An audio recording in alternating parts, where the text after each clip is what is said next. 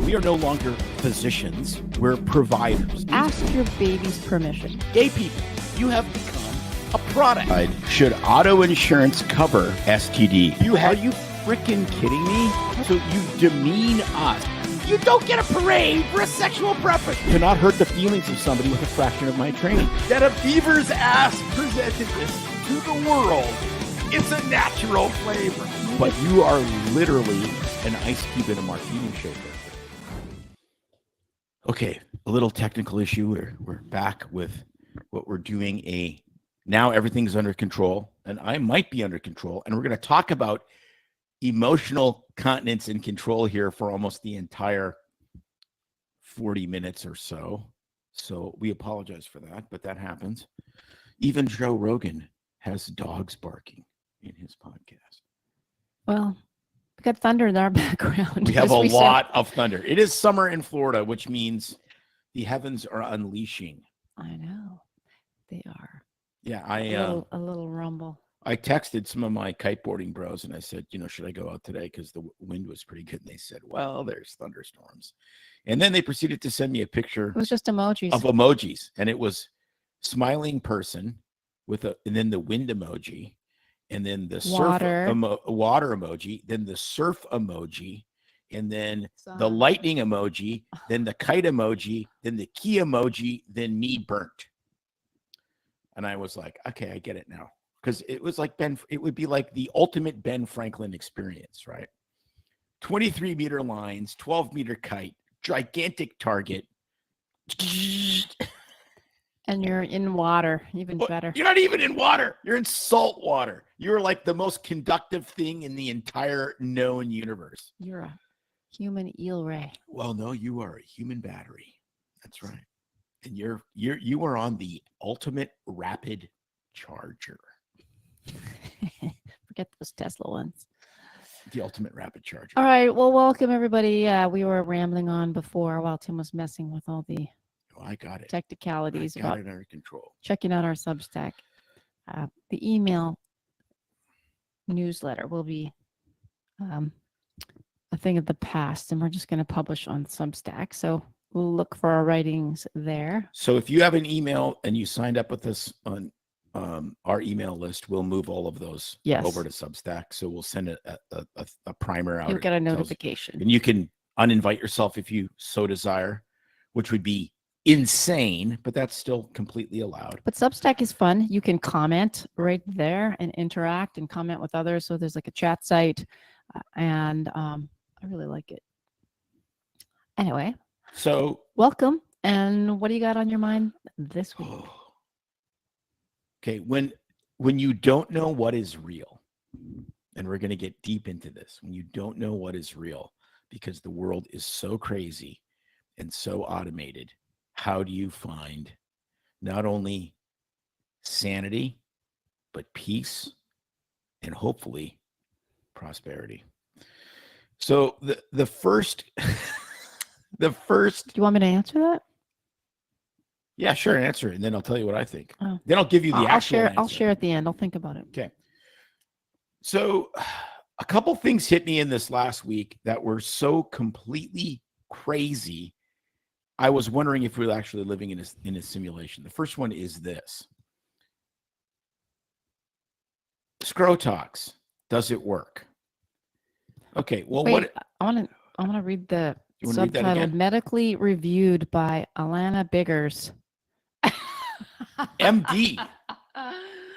Written by Tim Jewell. I don't know. Is there a subliminal name? Family Jewel. To those names? And Alana Biggers likes it biggers.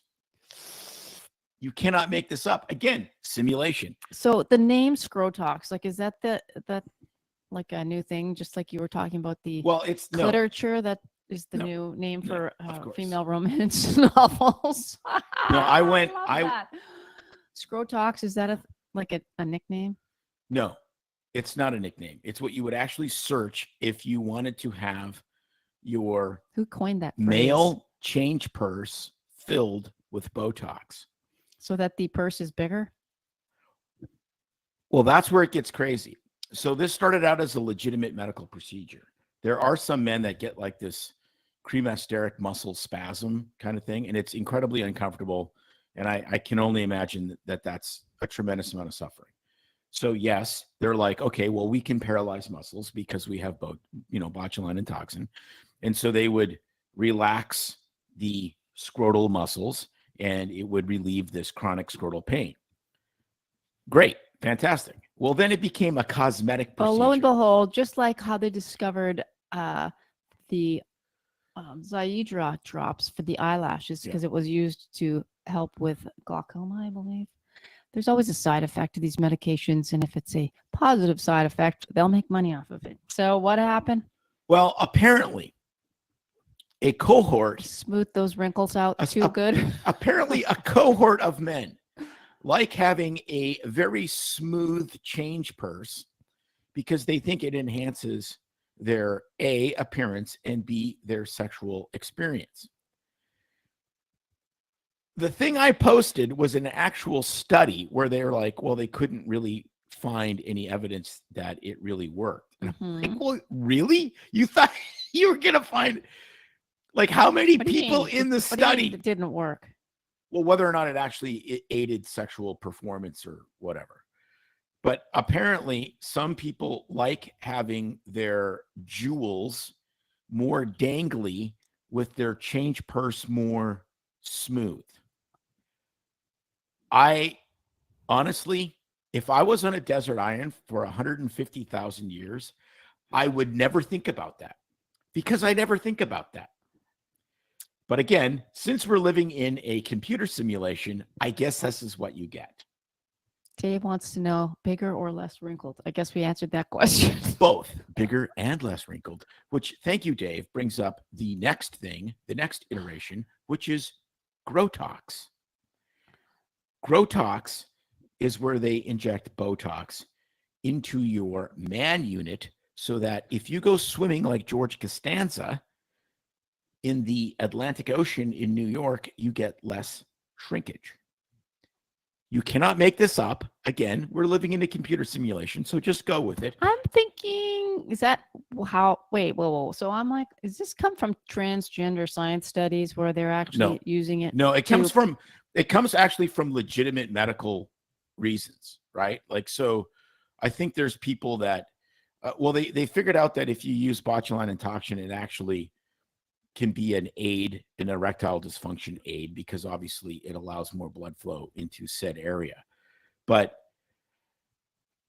no, I was wondering about the Grotox, if they were actually using it in some of the transgender science field. Didn't come up at all. What came up in the literature I read was that some people, and in this one article it was people that have penises, in other words, men, are self-conscious when they're in the gym locker room because they get out of the shower and they're more shrinky than other people. And I'm like, I have been in lots of gym showers. I've played lots of hockey. I've been naked around a lot of men, and that never entered my mind ever. But what? Because I don't know. That's I'm assuming. Think about all the women that get boob jobs because they feel inadequately flat, raisins on a board, other women in the shower, not just doing it for their husbands. Why wouldn't it cross the mind of a guy? I'm not saying it has to be you. I don't know. I can't judge. I mean, I know that, gosh, look at all the women getting boob jobs. So why wouldn't guys think about that stuff?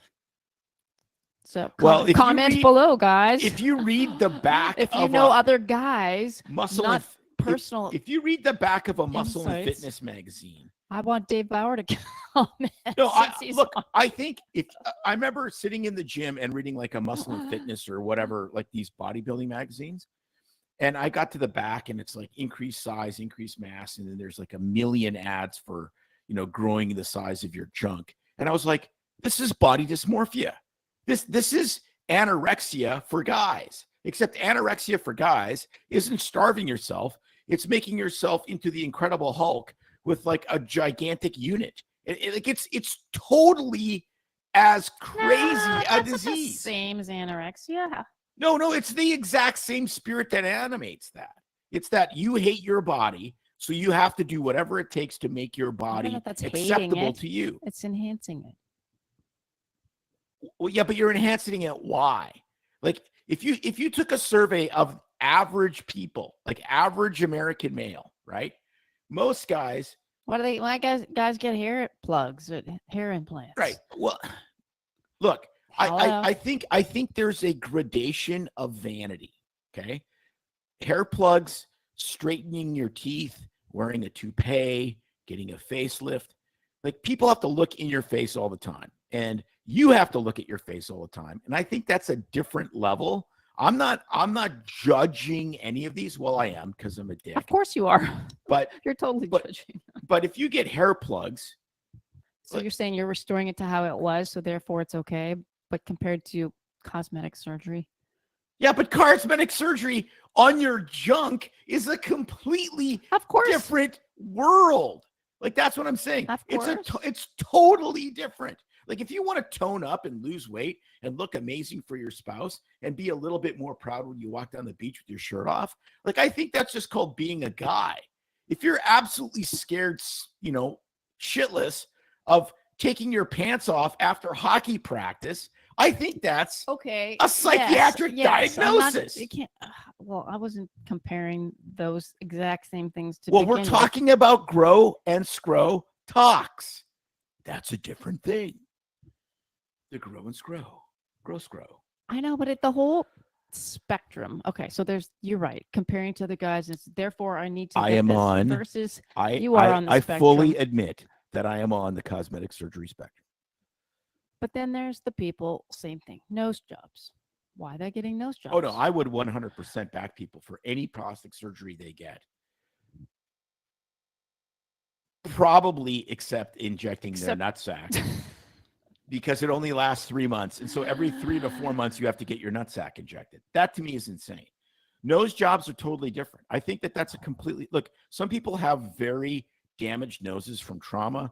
They have very dysmorphic noses. They might have an unbelievably gorgeous face. And they have this protuberance that some guys might have dysmorphic penises. And they but who looks at your penis? It's not like you get up every day and look in the mirror and look at your wiener. That's not like it's I hope that you do. You should be checking that out. I'm just sorry, like women it's are supposed totally to do different. Boob jobs You on don't- boob jobs. Look, boobs. you don't go to work. You don't go to work and walk into the hospital and the head nurse grabs you by the package and goes, "You're a little undersized." No, but if you walk in there with a gigantic schnoz, they're like, "Wow, that guy's really handsome. What a jawline on that guy. Too bad he has Mount Everest on the middle of his face." That's completely different. So you think that it's only what the people in the outside can see, and so therefore there should be no internal. No, plastic surgery is 100% struggle because the world can't see about it. the person getting plastic surgery. Yes, exactly. But what I'm saying is, if you are so obsessed about your genitals, that is a completely different level of. Now, I'm not saying I agree with all that, but I'm trying to, me rationalize is like, how is that different from, well, I don't like my nose and everyone's got to look at my, I'm looking at my nose. People see my nose. So it's like, but because it's hidden in my pants, I got to be okay with yes. So you know why? Because it's hidden in your pants. A congenital. If my ugly triple chin was hidden in my pants, I wouldn't care about it. If my wrinkly forehead was hidden in my pants, I wouldn't care. If my gigantic nose was hidden in my pants, I wouldn't care. Why? Because it's hidden in my pants. That's the whole point. It's totally different. So then what do you say to women whose usually their breasts are hidden in their shirts? They're not hidden. That's the point. They're if you wear, unless you're wearing a men wear tight pants. Unless you're wearing back in the 80s. That tight. Come on. Apparently camel toe is back in style. Oh, good Lord. Have you seen those? We'll get to that later. So I had some really uplifting things to say. You're saying, and we have Thelma and Louise and driven this episode completely off the side of a cliff. But you are the one that picked the topics of the night. I did. And you are the one that is trying to make a moral equivalency between a nose job and ball sack injections. I didn't say injections. I was talking about the poor guy that might have hypospadias that just can't live with it. Well, if you have hypospadias, look. Like for real, like I get it.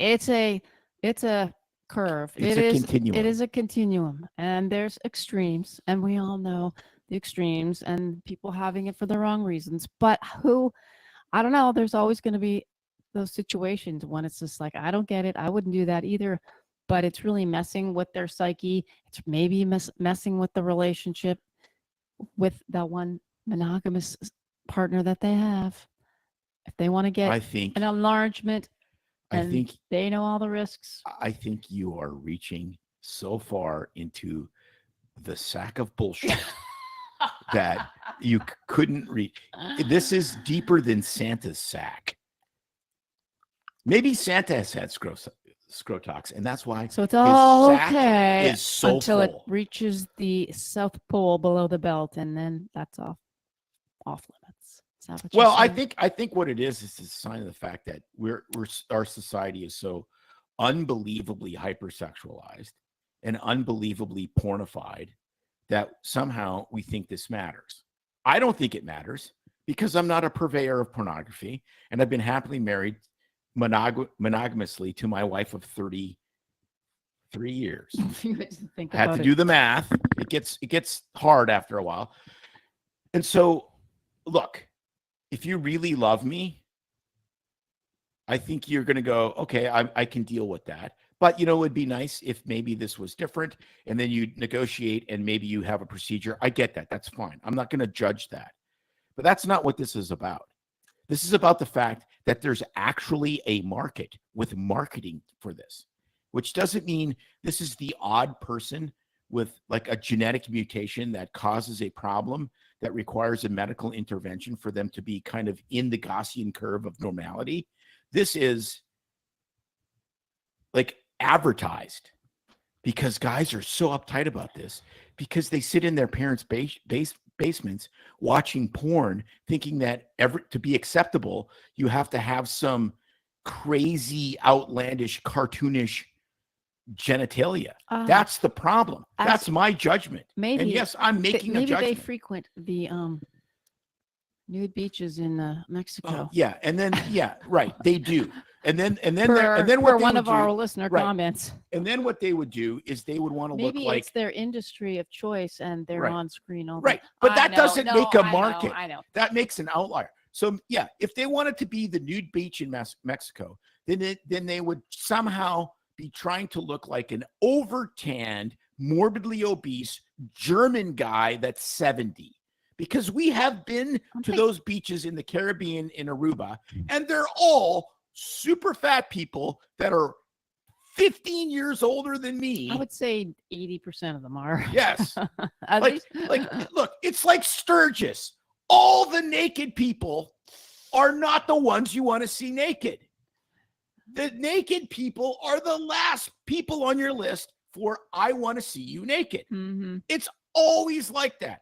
The woman in pasties is not the one you want to see in pasties. It's never that way. The exhibitionist, it's a mental illness problem. It's not. Look, it's not like you go to the nude beach and all of a sudden it's like everyone is Jennifer Alba. No, they're not. They're not. Jennifer Alba. I have to think of. No. They're not. They're Mama Cass before she choked on a sandwich. I think the whole thing has gotten ridiculous, and I think the pendulum, for the most part, though, is starting to shift where people are. There's a lot more people accepting, going, "Gray, see this?" I'm like, after this wedding, we have a wedding in the family, and I think I'm just gonna let mine match yours. Getting tired of this. But I just shave off all the gray. That's what I do. I just. I think there's less people doing the Botox and the fillers. Oh my gosh. I don't know. I think more people are accepting of aging kind of gracefully, naturally, more beautifully, because man, I think Look at Hollywood and all these pictures of some of this stuff. Oh, Everybody the duck lips. Everybody looks the same. Did you see that side-by-side picture of Jeff Bezos' wife? No, I did not. But I'm like looking at all these. She was so naturally beautiful, right? You know, and then it was all filler and 500cc breast implants, you're making yourself a joke in a cartoon. Sorry to admit that. Everyone's becoming like a caricature of each other. Right. Nicole Kidman. Oh no, terrible. The woman Courtney Fox. The woman that did it right though. Courtney Fox. Still, she's Cox, hitting Courtney Cox. She's hitting the rev limiter, but I think she's done it the best as Jennifer Aniston. She's still. Oh no, she got the duck lips going now too. Yeah, she's a little paralyzed when she tries to do dialogue. It's just like that. But she's better than most. Okay, now I'm gonna blow my wife's mind. We're gonna completely reel this in. So just say no to the Scrotox. Yes, and we're gonna listen to something that I think is actually very good, astute preaching. If you heard this in any church in North America, I think you would do well to go to that church. And then I'm going to show you how it was produced, and everyone's minds are going to blow up. So first, we just listen. Got all this American confusion swirling around the idea of calling. And honestly, why are we so lost on this? Because in America, we've thoroughly over-romanticized it, and we've made it into some grand, glorious concept. We've actually started worshiping the idea of a calling. But what if God in his wisdom is simply being a good parent? What if the most foundational calling is just to be a good believer? Let's dial back the glorification of all these other aspirations. We keep asking, what am I called to do? What am I specifically called to do? Here's your calling. Just be faithful to Christ. Obey what's already written down. Make that your immediate starting point. Do that. And then just watch. Just watch. That's it. Because as you consistently live that out, truly walking in it, anything beyond that, any specific path, any grander purpose, he will absolutely reveal it to you in time. It's in that consistent faithfulness that your true purpose, the very calling God has placed within you, gradually unfold with stunning clarity. Okay, that is spectacular preaching. I love that. If I heard that in my church, standing up and cheering. Here's the problem. If you actually watch that Instagram clip, which I'm going to show you, it's 100% AI, and it is a Sasquatch preaching it. Let's watch. Got all this American confusion swirling around the idea of calling. And honestly, why are we so lost on this? Because in America, we've thoroughly over-romanticized it, and we've made it into some grand, glorious concept. We've actually started worshiping the idea of a calling. But what if God in his wisdom is simply being a good parent? What if the most foundational calling is just to be a good believer? Let's dial back the glorification of all these other aspirations. We keep asking, what am I called to do? What am I specifically called to do? Here's your calling. Just be faithful to Christ. Obey what's already written down. Make that your immediate starting point. Do that. And then just watch. Just watch. That's it. Because as you consistently live that out, truly walking in it, anything beyond that, any specific path, any grander purpose, he will absolutely reveal it to you in time. It's in that consistent faithfulness that your true purpose, the very calling God has placed within you, gradually unfold with stunning clarity.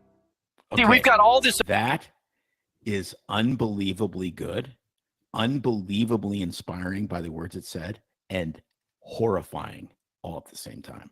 Well, someone wrote that dialogue. I want to know who. AI might have written the dialogue. Seriously, they may have fed that to ChatGPT, where he says, I want a Sasquatch preaching a sermon about calling and how American churches have failed in teaching that, and then show parishioners that are Sasquatches and devout Christians, and it feeds all of the data from everything on the internet into that, and that's what it comes up with. I don't know that he wrote that. He might have. I suspect he pulled that from a sermon and then said, put these words with the Sasquatch and AI parishioners. That's my suspicion, because that's such a standard well-spoken evangelical sermon. My guess is that was pulled from somebody, but I'm not convinced. That may have been 100% AI. And the reason I say that is I've been sent stuff from my friends where they have said, explain this doctrine to me, this chat GTP, and it pulls it all out. And it has all the chapters and all the verses in the Bible. And it goes through all of it, and it says, this is what this means, this is what this doesn't mean, and it on and on and on and on. It's absolutely mind-blowing. So that is AI. Wow. And it's crazy because it is. I love that sermon. I love it, but it's a freaking Sasquatch. Well, I was just listening. You shared it with me the first time, and I just heard it, and I'm like, it sounds like somebody's voice I know. And I was trying to put it together, and I had a bit of a Southern accent at the end, familiarity at the beginning. I'm like, I think I've heard this voice before. Yes, it was just AI generated. Yeah, because you tell AI, I want a voice that sounds like whoever person. Give me a voice that sounds like Glenn Beck. Give me a voice that sounds like, Shapiro. Give me like whatever. I really don't care about the guy in the costume, but I know, but it's written by AI, that is. Well, that could 100% have been written by AI. Is kind of not surprising and frightening at the same time. And yes, Dave says it is terrifying reality of AI. I mean, like you look at how good that teaching is and how crazy the video is. Like the contrast could not possibly be more stark. It is a freaking Sasquatch walking around a mega church holding a Bible. Like you cannot. Like, why can't he be a believer? Because he doesn't exist. Are you sure? I'm pretty sure. I'm pretty sure. We are from the Northwest. Yes, although let's be honest. Our neighbor was convinced she saw him a couple of times. Yes. After several visiting bowls, the weed farm. And they were not bowls of porridge. Yes, that's true. Although maybe the Sasquatch is real and has the Epstein files. Maybe that's where they are. Maybe we have been wrong. Maybe he just appears to people like the burning bush. I don't know. Yeah. So this got me thinking about a lot of things. It's like, how do you make a real life in a world of unreality? And that's really what it comes down to. Well, so many of the things now, you see these clips, and I'm like, I don't think that's real. I think that's all AI. So that pretty soon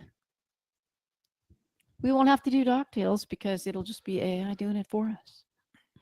Oh, as long as the millions and millions that we earn from it keeps pouring in and we don't have to work. Oh, that's right. We don't make any money. So that's besides the point. Yeah. No, but think of it. Like bring it back to the Epstein files, right? So what if this was all a setup for Trump? Like what if they the deep state or whatever you want to call it was baiting everybody, and especially baiting the conservatives, that there's this list and that there kind of is, but they had control over it before Trump got elected. And what if they deep faked some unbelievable video of Trump with some 16-year-old, which you could clearly do. I mean, that's an app you can download in 5 minutes to produce the Sasquatch. That's nothing. Like what does the government have to be able to produce deep fakes? I mean, they're perfect. So it doesn't so in some respects, the video that would potentially be released from the FBI and CIA, it probably doesn't matter, because who's going to trust it? Because we live in a world where you can't trust anything. Well, don't you think it's going to become the opposite, where you can just refute everything and say, well, no, it's fake. No, what's going to happen? I think what's going to happen is something potentially very, very good, not very, very bad. It's going to force people to confront real life, to have real relationships, to have real exposure to nature, to have real sunshine, to go for a real walk, to go to the real gym. There'll be lots of people that'll kind of sit there in their own heads. But I think the remnant, it's always the remnant, right? It's always the leftover chunks of people that refuse to deal with the status quo as is, that are the ones that save the world. That's how it is. Like I'm going through some of the minor prophets now in my year through the Bible, and it's amazing. Like, it always comes back to the remnant. There's always a remnant that's saved, that's real. That's what it is. Like, don't expect the masses to accept this. They won't. That's not how it works. So don't be pissed off when people don't agree with you, and don't be pissed off when you understand that, you seem like you're on an island, because you are. Like, that's the reality. And so you have a choice. You have a choice to go further down the digital rabbit hole and be sucked into an unreality that totally manipulates you, or to actually confront real life and live a real life. And you can still live a real life. Like, it gets me to this whole thing of, like, what if we didn't have screens? What if there was no screens? Like, zero. What, None. Bug screens? No. What are you talking about, Yeah. screens? No, like no TV screens, Oh, no screens on your phone, no iPads, no computers, nothing. How different would your life be? Like, would you really care well, about? we've been there when the power's been off Yes. for a year at a time, a week at a time, and in the winter storm, and that didn't go so well at our house, did it? No, of course not. Like, I like screens. Like, look, this is me talking to me. This is me convicting myself of kind of my addictions. How are we entertained? Right. And but you're not just entertained, because the way I look at it, social media makes you check it out, and then you hang out, and then you freak out. So you see something that kind of catches your attention, and then you scroll on it for a while, and then you get into the comments, and then you freak out, and you're more divided than you were before. It depends what you're watching. It's Well, like cute yes. cat videos. But Not that's so not how much. it works. It isn't cat videos. What it does is, if you look at the algorithms and you look at how it feeds you things, it feeds you just enough to get you in, and then it'll feed you stuff that pisses you off. Oh, not me. What do you want? You must No, think what no, you're you clicking don't on. spend enough time. You don't spend enough time to see how it actually works. I would say the stuff I'm seeing doesn't piss me off. I think it's No. just targeted based on what you're looking for. If it'll look at you and it'll say you are a conservative Christian, okay? So it'll send you 9 conservative Christian reels, or 9 I like kiteboarding reels, or 9 I like vodka reel, or whatever it is. I think it depends what you're looking at. No, it doesn't. It reads, it figures out, they build brain maps of who is watching. That's how the algorithm I don't works. get pissed off as fast on that stuff. And then what it does bypass is it all.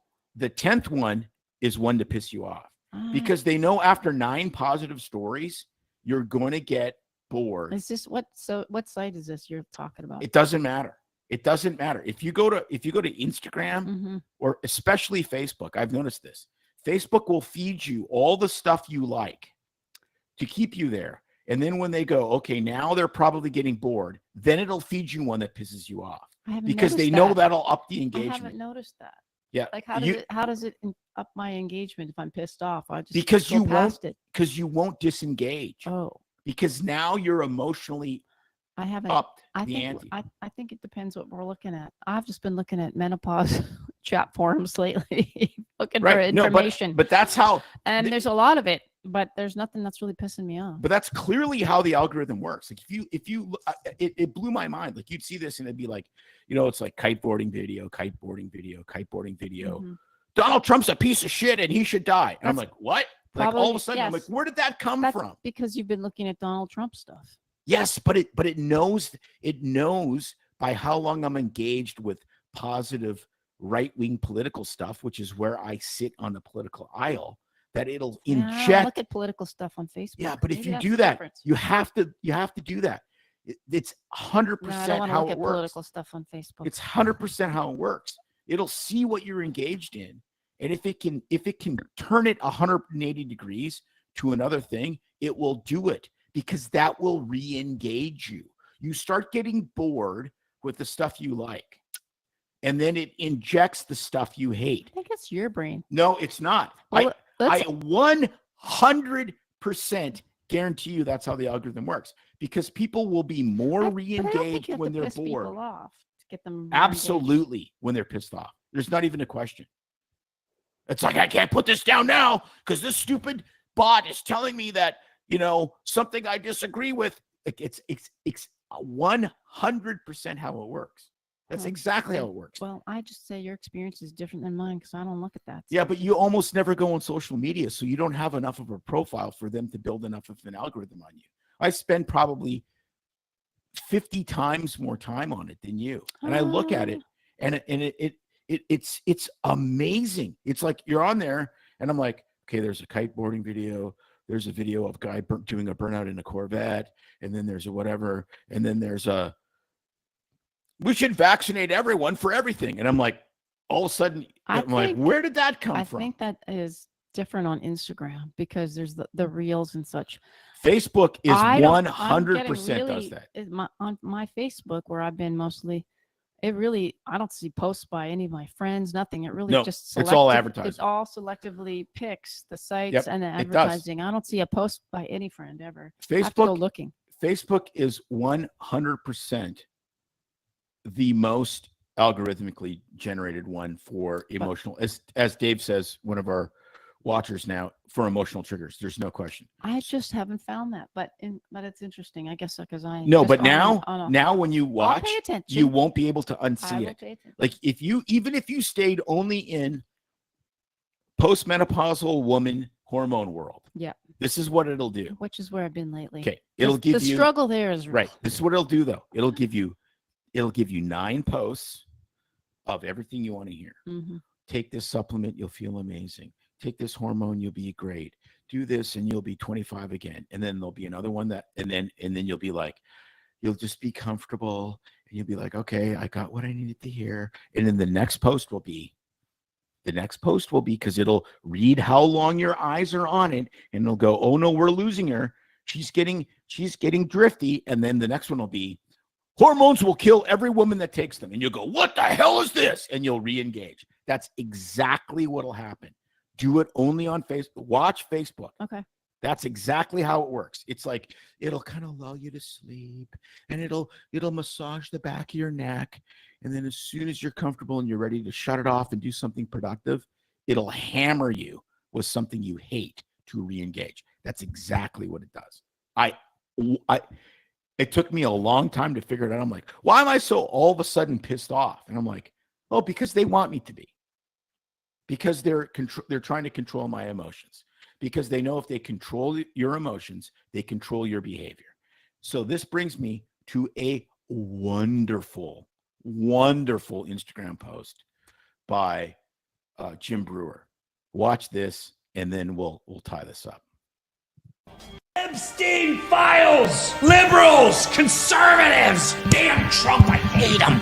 God, I hate him! He's the best president we ever had in our lives! You should be in a camp. You know what that stuff is doing? It's controlling you! If you are one that's willing to run on someone's lawn and pull off a sign, you're being controlled. If you're willing to not sit next to someone on a plane, your emotions are controlled. If you're willing to not help a patient because you think they might have voted for something, you're under control. You are putting your emotional control over the value of humanity and the good in all. Epstein files right there. That is so brilliant. Listen to the comics, man. Mm-hmm. They have comics and artists. They have some of the most true, music artists and comics. They have the truest view of reality. That is as true as it is. But you know what hit me about that? Wasn't that they have emotional control. It was this. If you have emotional control, if you control your emotions, they can't screw with you. If you have control over your emotions, they can't screw with you. The emotionally incontinent, the people that shit their emotions over everyone else, they are 100% useful idiots and can be 100% controlled. Absolutely. That hit me. And you see those people all their posts on time. Social media. That hit me so hard because it was like, if I control my emotional health, then they can't screw with me. They can't. It's impossible because it's all emotional manipulation. Mm-hmm. And then it got me to, how do you control your emotional health? And what hit me was this verse: be still and know that I am God.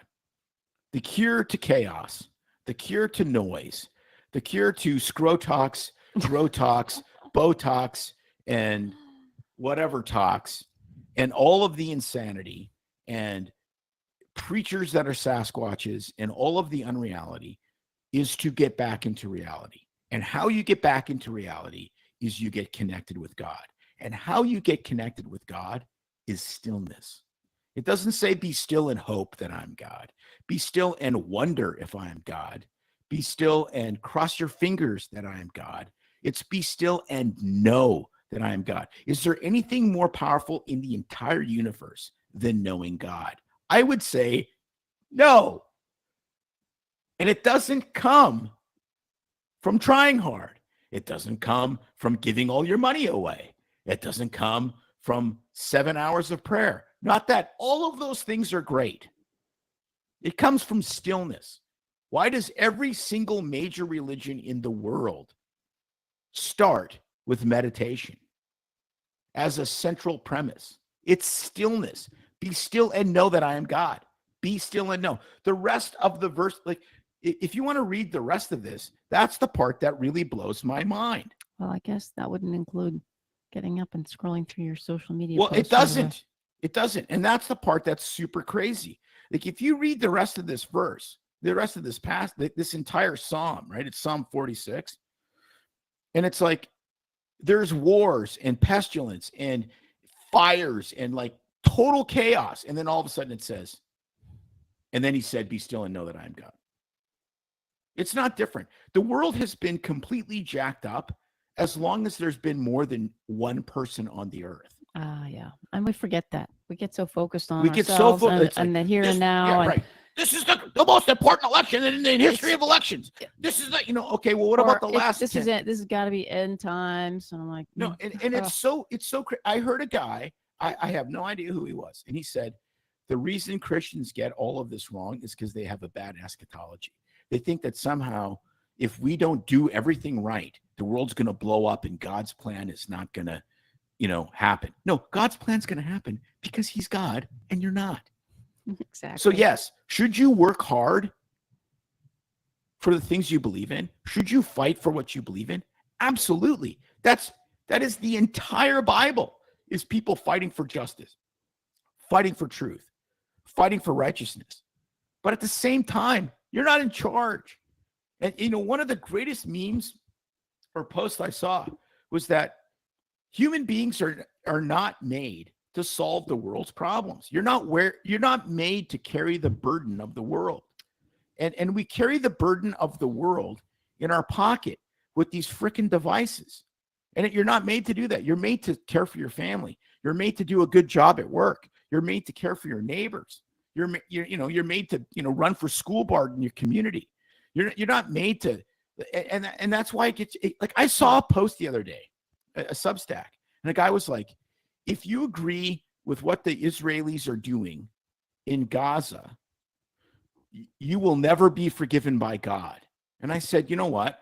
First of all, I'm sure there's terrible atrocities going on there, and I'm sure there's atrocities on both sides, but I have no idea what they are because I'm only being fed what the media feeds me. Well, I guess that person's all knowing. Right. So unless you are all knowing and knows what God knows and no one else, you can't say that statement.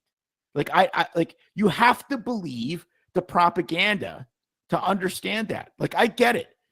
I'm not saying don't be engaged and understand and be informed in what's going on in the world. I'm not saying that. But I'm saying back to actually what you just said a minute ago and that verse. It's pretty much what Sasquatch said. Yeah, he said, be faithful to your family, be faithful to your God. Yeah. Do the, I think that's a great way to wrap it up. Well, it is, but here's. But you got more thoughts on your mind? Well, but here's the thing. I'll end with another verse because I just can't not have the Bible because that's what I actually believe. Even though we talked about guys injecting their scrotums, I get it. We're complicated people. It's very complicated to live with you. It is.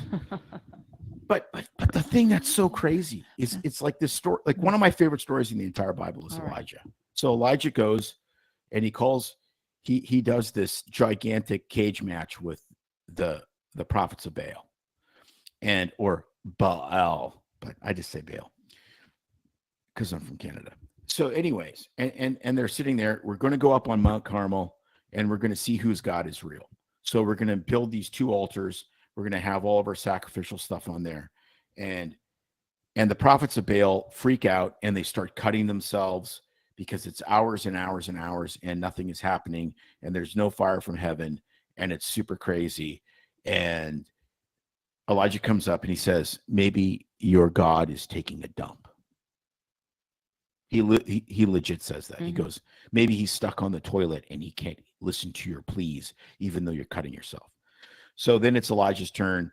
They drench the sacrifice with water. They fill a ditch around it with water. He prays to God. It's all licked up in a gigantic fiery furnace from heaven. And it's like game on. And he kills like the 400 prophets of Baal. Like they literally slaughter. Like it's a complete, like it would make a grindhouse movie look tame. And then what happens is he runs into the desert and he is terrified because he's actually been an instrument of the real living God. And then God says to him, look for me. Look for me. And he sends a fire through the sky. And he sends a wind. And God wasn't in the fire. And God wasn't in the wind. And he sits there and he waits. And then he hears a whisper. And God was in the whisper. We live lives. I live a life of such unbelievable distraction that how can you hear the whisper? Oh God, where are you? Oh God, where are you? Are you kidding? He lives in the whisper. His voice is in the whisper. And we're sitting there. Well, maybe you need to turn your screens off some more. Well, that's exactly what I'm saying. We're sitting there in Buffalo Wild Wings on Super Bowl Sunday, overpacked with gazillions of drunk people screaming and yelling, trying to have an in-depth conversation about our personal finances. No, leave. No, go to where you can hear the whisper. And then we go, where are you? I can't hear you. Of course you can't hear you. Because he's not in the distraction. He's not in the Sasquatch preaching, although that was pretty good. He's in the whisper. I think so. The root to peace is stillness. And stillness is found in quieting our own voices. Be and still listening. and know that I am God. I'm going to quote that more often when the TV gets overwhelming. How much better, honestly though, May, how much better have our lives been when we get up and sit outside and we'll have a conversation and then we'll say nothing and then we'll read and we'll just sit there and the sun will bake our retinas and we'll sit like it is absolutely transformational because it's an hour or an hour and a half of stillness. God is in the whisper. God is in the stillness.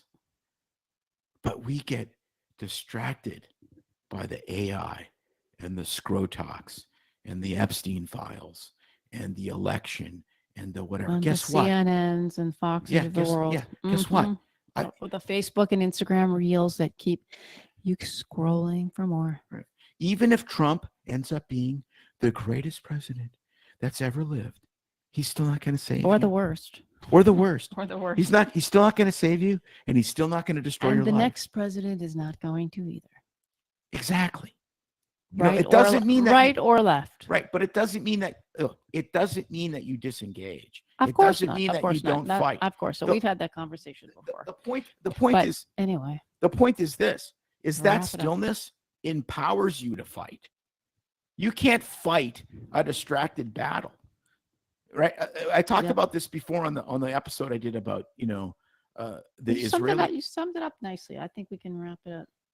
Just hang on. The Israeli conflict thing where I said it's about fighting the good fight. It's not about fighting every fight. Right. So you need to be equipped to fight your fight. And your fight might be, like Sasquatch says, being the best parent you can be for the next 5 or 10 years. Mm-hmm. And though you should be engaged in what's going on in the world, that's not your fight to fight. Your fight is making sure that 3-year-old becomes a super bad 23-year-old. Fighting for those little ones. Super badass 23-year-old. Exactly. And that's the key. But the stillness brings you the power to be able to fight the good fight and not every fight. And that, my friends, I'll drink to. Cheers to that. So serious at the end, but the beginning was pretty Well, it was, fun-filled. well, it was either fun or completely insane, but I'll take whatever it takes, man. Oh my goodness. All right. Well, thanks everybody for tuning in. Maybe don't share this episode until you vet your best friend and know that they're worthy of. Are they? They're Isn't that Sponge worthy from Seinfeld? Yeah, they're Scrotox. They're Scrotox worthy. Scrotox worthy. Because it takes a special friend to share this episode with. Oh my goodness. Until next time, stay BS free, and I have no more to say.